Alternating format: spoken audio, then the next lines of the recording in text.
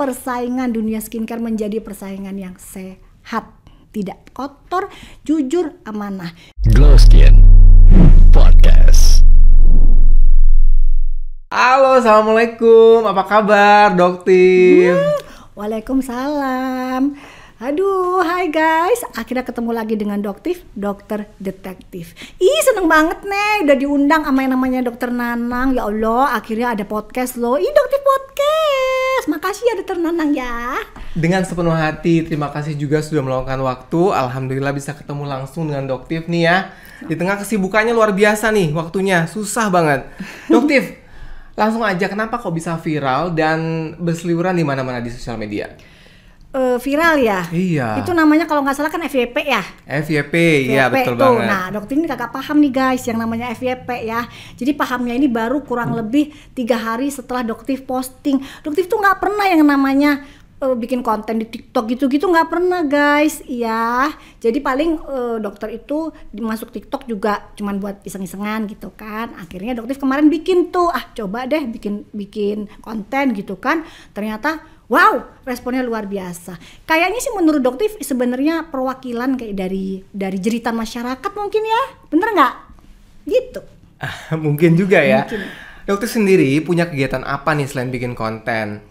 Sebenarnya sih bukan bikin konten ya, bikin konten tuh lucu-lucuan. Karena emang ada staff sih. Doktif kan punya banyak staff. Alhamdulillah ya Allah gitu. Jadi Doktif ini punya klinik kecantikan sendiri. Oke. Jadi punya brand skincare sendiri dong? Pastinya. Udahlah cukup lama loh. Nanti jangan. Udah berapa lama Doktif? Sebenarnya sih kurang lebih 17 tahun. Karena kemarin sempat ngomong 15 dijadiin masalah nih sama netizen. 15, 16, 17 gitu. Jadi sekarang nggak mau salah kali ya. Udah dia 17 tahun dah ya. Gitu aja kali Dok. Luar biasa.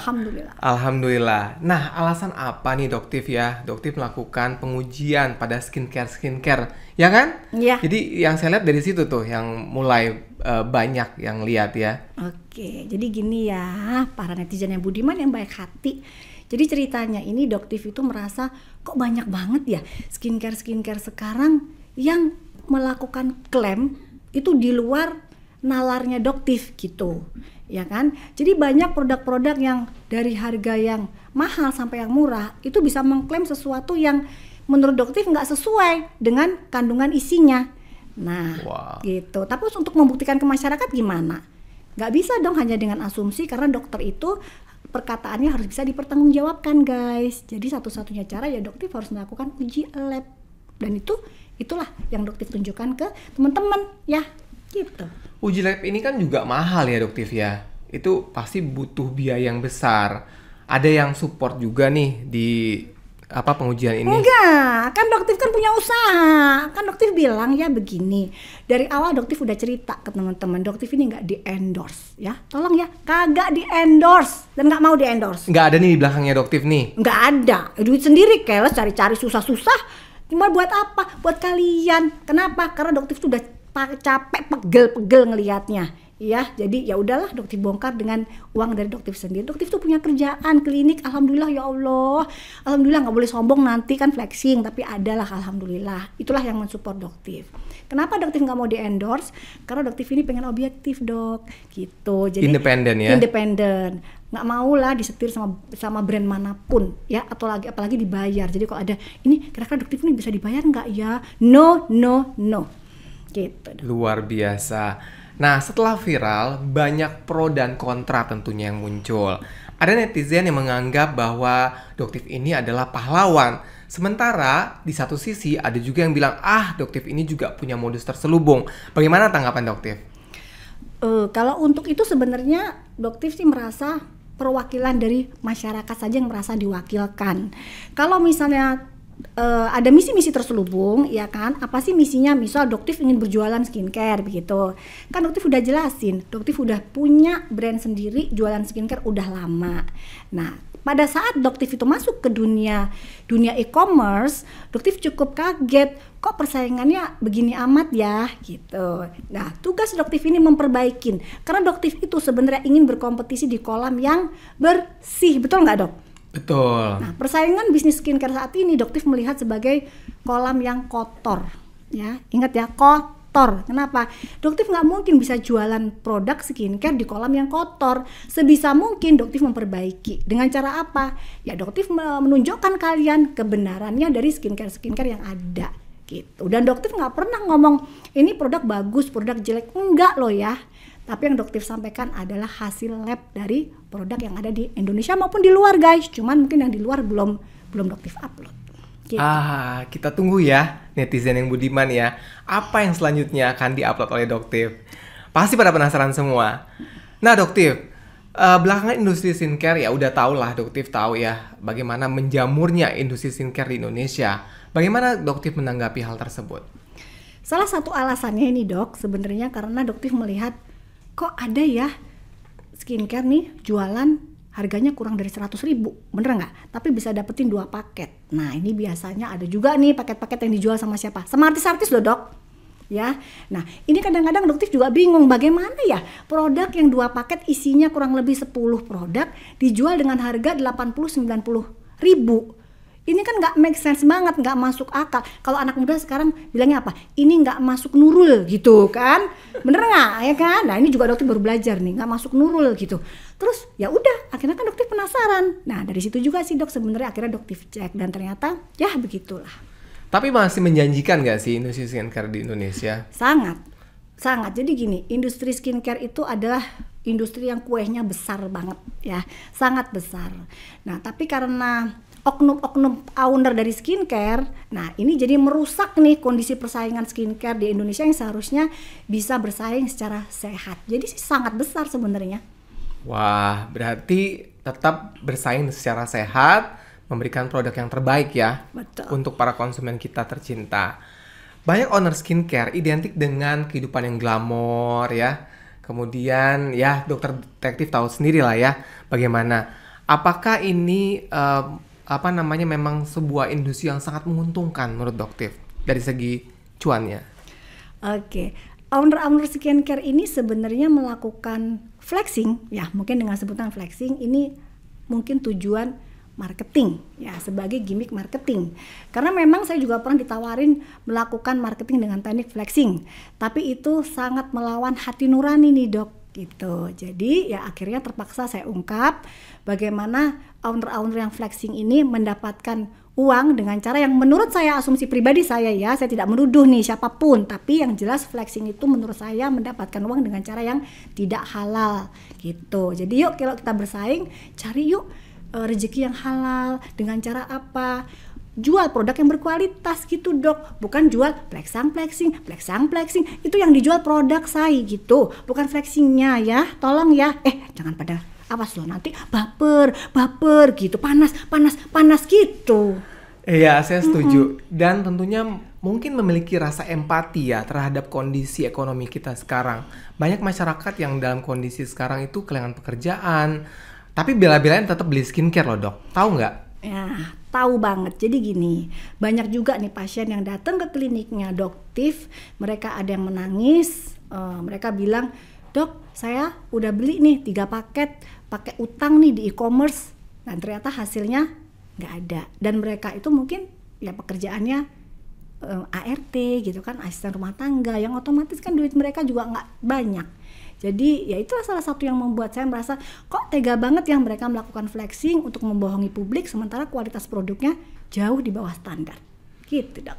Nah di keseharian Doktif sebagai dokter tentunya kan menangani pasien juga kan. Second marketnya lebih kemana sih dok? Kalau untuk pasien saya sih sebenarnya saya lebih milih menengah ke bawah nih dok. Nah kenapa tuh dok? Kan menengah ke atas lebih potensial. Ya karena saya lebih mementingkan kualitas. Aduh nanti ini dipikir nanti jualan lagi dok. Kesal lagi saya nanti ini. Okay. Aduh kagak deh. Terjualan ya. lagi. Oke kita kembali lagi ke edukasi nih dok. Tentunya kan skincare ini erat sekali ya dengan kesehatan. Pengen ganteng, pengen cantik tapi tetap ingin sehat ya dok ya. Menurut Doktif, bahan skincare yang berisiko terhadap kesehatan itu seperti apa sih?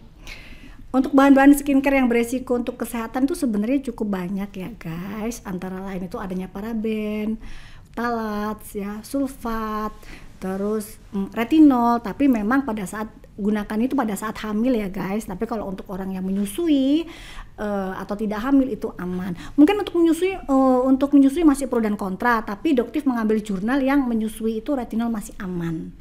Jadi seperti untuk itu yang hamil tidak dianjurkan ya, tidak sebaiknya dianjurkan. dihindari. Iya, betul. Namun kalau sudah menyusui, kalau memang dibutuhkan ya silakan gitu ya dok ya. Betul. Tapi tetap dengan pengawasan dokter karena bahan-bahan tersebut adalah kategori obat, betul apa enggak? Kalau retinol itu tidak termasuk golongan obat. Oke. Jadi yang dimaksud dengan golongan obat itu adalah tretinoin ya guys. Jadi Ya. turunan dari tretinoin di bawahnya itu adalah retinal. Lebih turun lagi itu retinol. Retinol punya sepupu namanya HPR atau hidroksipinakolon retinoat. Turun lagi ke bawah namanya retinil palmitat ya. Jadi paling rendah. Biasanya retinil palmitat itu terdapat di sunscreen ya guys ya, sunscreen. Jadi kalian harus lihat tuh di sunscreen, kan kita tahu tuh sunscreen kan digunainnya berulang 2 atau 3 jam sekali. Kalian lihat tuh isinya, ingredientnya ada nggak retinil palmitat? Karena dok ternyata banyak sunscreen yang beredar di pasaran itu mengandung retinil palmitat. Gitu. Wah, jadi harus lebih hati-hati lagi ya, apalagi khususnya untuk ibu hamil ya. Jangan sampai kita membahayakan janin ya, karena hanya ingin tadi ya cantik. Jadi cantik tetap harus sehat. Tapi berarti apakah saat hamil tidak perlu skincare dok? Siapa sih yang pingin ibu-ibu hamil terus butek ya kan, bahasa Jawanya kan butek itu ya. Pasti dong orang hamil pun pengen tampil cantik terutama di depan suami, betul nggak? Masih banyak kok guys penggunaan produk-produk skincare yang aman untuk ibu hamil. Minimal menggunakan basic skincare nih dok. Seperti apa? Foam. Nah, foamnya ini kalian menggunakan yang bebas dari SLS atau SLES, sodium lauryl sulfat atau sodium lauryl sulfat ya. Terus untuk produk-produk skincare-nya itu juga hindari seperti yang tadi saya katakan. Untuk retinol kalian bisa mencari pengganti, misal bakuchiol. Tapi untuk niacinamide ini kan sekarang lagi terkenal banget nih, booming banget ya. Iya, booming. Nah, yeah. Niacinamide, bakuchiol itu adalah bahan aktif yang aman untuk ibu hamil insyaallah. Nah, alhamdulillah ya. Jadi untuk ibu hamil tetap bisa merawat wajahnya tanpa merugikan atau beresiko terhadap janinnya. Boleh izin nggak dok? Boleh dong. Lupa nih, sunscreen ya guys. Dokter nggak akan pernah bosan ingetin kalian untuk selalu menggunakan sunscreen. Ya, dari awal kehamilan, selesai kehamilan dan seterusnya sampai ajal menjemput kita. Sunscreen ya. Setuju banget dok, karena memang apalagi kita di negara tropis ya, setiap hari terpapar matahari. Di dalam ruangan pakai sunscreen juga nggak dok? Wajib guys. Jadi mungkin maaf ya guys ya, kemarin ini mungkin yang ngelihat VT-nya di titinya itu dihapus guys, dihapus. Tau nggak kenapa? Ada yang ngelaporin kali ya? Ih curhat deh kalau gitu doktifnya ke kalian, dihapus guys. Tau nggak? Ya tapi nggak apa-apa. Mungkin sudah insaf ya dok? Enggak mau buat lagi. Kata siapa insaf? Susah soalnya itu ada oknum-oknum ya. Jadi mereka nggak setuju nih kalau dokter bilang sunscreen itu wajib dipakai di dalam ruangan. Boleh nggak sedikit ngasih tahu nih? Boleh, saya termasuk yang pro terhadap sunscreen dalam ruangan dok, karena saya juga melakukan itu. Gantian deh dokter aja yang terangin. Oh iya, silakan. Jadi begini guys ya, di dalam ruangan itu ada yang namanya high energy visible light ya. Itu didapatkan dari apa? Itu televisi, laptop, handphone. Tuh kalau kalian lagi live streaming atau kalian lagi online, apa sih namanya itu? Jualan tuh online tuh, itu kan ada lampu LED tuh. Nah, itu juga bahaya guys. Lampu LED tuh tinggi banget loh HEV-nya. Jadi wajib. Tapi kalian pasti lupa masalah handphone. Ya, handphone itu mengeluarkan HEV juga. Ini dok, sunscreen yang dari luar itu tulisannya di depan sudah ada loh, HEV protection. Nah, berarti dia udah kasih tahu HEV itu bahaya banget dan lebih bahaya dari sinar UVA. Jadi buat ini nih, dokter-dokter yang bilang, di dalam ruangan kan nggak ada sinar UVA. Tolong ya, dokter minta belajar ya, ikutin jurnal terbaru ya, gitu dok. Wah, luar biasa. Kiranya bermanfaat sekali nih ya untuk para pengguna skincare, khususnya wanita yang sedang hamil ataupun juga nanti menyusui. Gimana dok kalau menyusui? Kalau menyusui apanya nih dok? Pakai skincare-nya? Kalau untuk menyusui skincare-nya sih sebenarnya sih aman-aman aja sih. Iya. Dia sudah boleh menggunakan retinol. Jadi udah boleh ya? Sudah boleh menggunakan retinol, lebih aman dia. Jadi Boleh. tidak ada pantangan khusus saat menyusui. Betul, kalau Oke. menurut ada jurnal yang memang tidak ada, jadi saya mengambil itu aja lah. Oke, tapi tadi tetap yang di-highlight adalah penggunaan sunscreen every day ya, Wajib. tanpa terkecuali di dalam ruangan juga ya. SPF minimal, SPF-nya berapa minimal? SPF minimal 30, Ya. diulang itu setiap 2-3 jam sekali, itu di luar ruangan ya guys ya. Di dalam ruangan itu 4 sampai 6 jam sekali. Apalagi kan kalau habis wudhu nih untuk Ya. muslim kan. Ya, berarti disarankan dia setelah wudhu wajib menggunakan sunscreen. Wah, penting banget ya. Nah, Doktif, kembali lagi. Apa impian dan harapan terbesar dari Doktif untuk dunia skincare kita? Satu saja sebenarnya ya guys ya, persaingan dunia skincare menjadi persaingan yang sehat, tidak kotor, jujur, amanah. Yuk bersama-sama kita menjadi pengusaha skincare nih, buat teman-teman yang pengen jadi pengusaha skincare. Yuk kita bersaing secara sehat, buatlah skincare yang berkualitas. Tidak perlu melakukan flexing untuk promosi ya. Produk kalian itu akan berjalan dengan sendirinya kok, asal kualitasnya bagus. Itu dok. Supaya berkah. Amin ya rabbal Insya alamin. Allah. Nah dok, sebagai penghujung acara kita di podcast ini, apa tips dari Doktif untuk memilih skincare bagi para netizen di sana? Oke, untuk tipsnya nih ya guysnya, pertama kalian wajib untuk mengerti ingredients-nya ya. Ingredients dari skincare yang akan kalian beli nih dok. Dan terutama nih pada saat penjual melakukan aksi jualnya, tolong tanyakan berapa persen sih konsentrasinya. Ini ada nih pengalaman saya nih, boleh nggak cerita nih? Boleh dong. Ya, nggak jadi selesai berarti podcastnya. Nggak ya? jadi kayaknya. Lanjut, Sedikit oke. ya. Sedikit lagi ya, boleh nggak? Boleh, Guys? boleh, Jangan boleh, bosen boleh. ya, ntar bosen deh Iya, ini ya. iya, betul, Makanya betul. jangan bosen ya.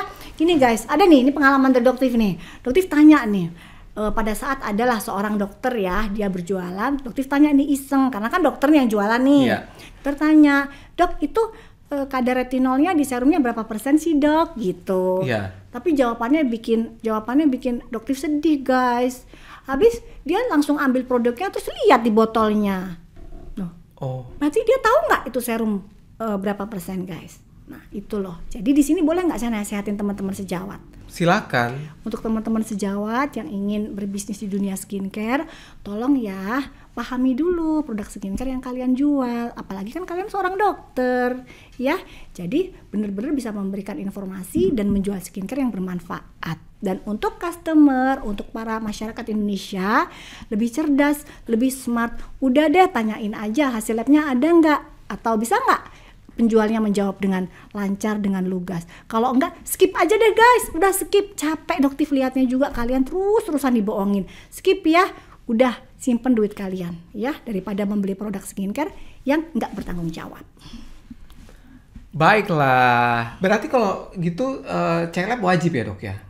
Cek lab dengan kondisi skincare yang seperti sekarang menurut saya sih wajib, Untuk baik dari saat pabrik ini ya. maupun owner ya. Keluarin modal deh, apa susahnya sih mau jualan skincare tapi pelit. Keluarin modal ya untuk meningkatkan value dari produk yang kalian jual gitu. Atau gini dok Tip, mungkin dari para pengusaha pabrik dari skincare ya, memberikan validasi terhadap apa yang mereka sudah produksi. Bagaimana kalau seperti itu? Kalau pengalaman dari saya pribadi nggak mau, saya mau cek sendiri gitu. Oke. Saya mah Nggak nggak percaya ya? Ih ngeri, masalah duit mah serem. Udahlah, mending cek sendiri ya guys ya. Udah deh, cek sendiri aja, jangan percaya. Jadi double check ya. Jadi masing-masing cek, karena emang aturan di Badan POM, pabrik maupun owner ini wajib untuk saling kontrol, ya gitu.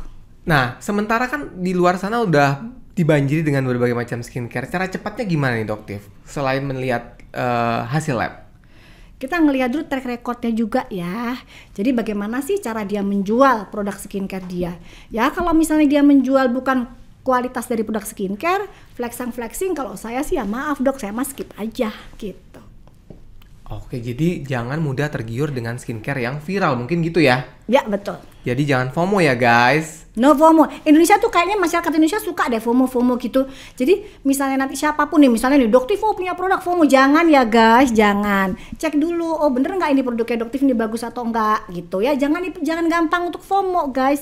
Ya, jadi produk skincare itu Doktif nggak bisa bilang nih produk itu bagus atau jelek nih dok. Dokter nggak boleh loh bilang, oh produk ini paling bagus, produk ini tidak bagus. Nggak boleh. Kenapa? Kulit itu cocok-cocokan ya guys, jadi nggak bisa jodoh-jodohan. Produk manapun, mau dari dokter maupun dari selebgram, influencer, itu semua cocok-cocokan gitu dok. Betul, dan itu juga secara profesi melanggar kode etik juga ya dok ya. Tapi kayaknya sekarang enggak deh, kayaknya banyak dokter yang nggak begitu guys. Ya jadi, ini paling bagus, paling ampuh, paling flat, paling ampuh untuk mengatasi flat. Nah udah deh, udah skip aja deh kayak begitu ya, skip ya, udah. Jadi semoga para pengusaha skincare ya, pemilik brand skincare atau owner nih sebutnya, lebih senang disebut owner ya. Owner, Ya. bos. Banyak belajar bos dari skincare. dokter detektif kita ini ya. Oke, kiranya bermanfaat untuk semua netizen luar sana. Pesan dari Doktif adalah cerdas ya dalam memilih skincare. Terus kemudian jangan FOMO, karena yang FOMO belum tentu aman, betul nggak dok? Aman dan berkualitas. Aman dan berkualitas. Oke, demikian. Sampai ketemu lagi di podcast selanjutnya. Salam Doktif, salam cerdas. cerdas bareng Doktif. Iya, oke. Glow Skin